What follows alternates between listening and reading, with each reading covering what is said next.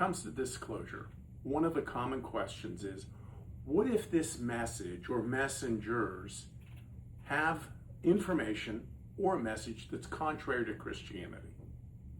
Before we get to that question, let's start with a foundational truth that sets the stage for what we're going to talk about.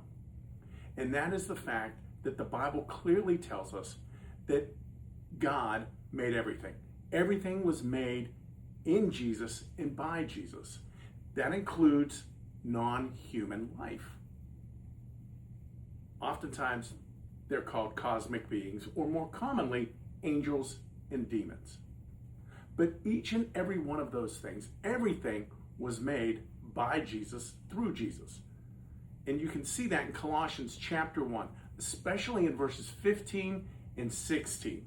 Verse 16 really makes that clear.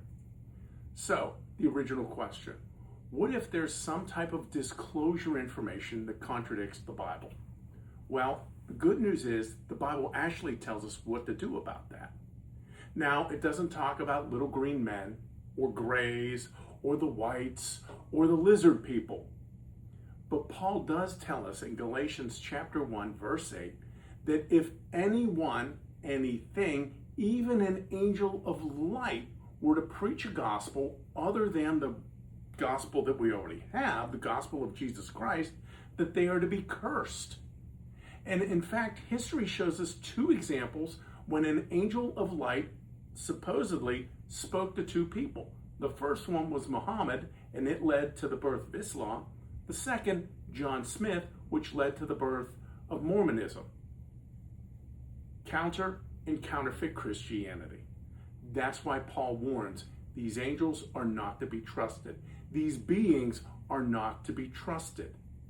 Any decision, any claim, any message or cultural movement that denies the deity of Jesus Christ is from the spirit of Antichrist. 1 John 4 tells us that we are to test every spirit.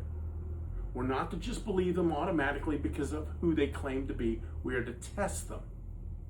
You see, the question isn't, what if it's new? What if it's impressive? What if it's unprecedented?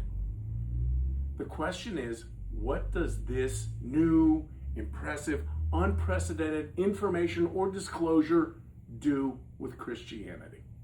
What does it say about Jesus? Truth is tested by Scripture. So continue, stay discerning, stand on Scripture, and if this was helpful, please like and share it.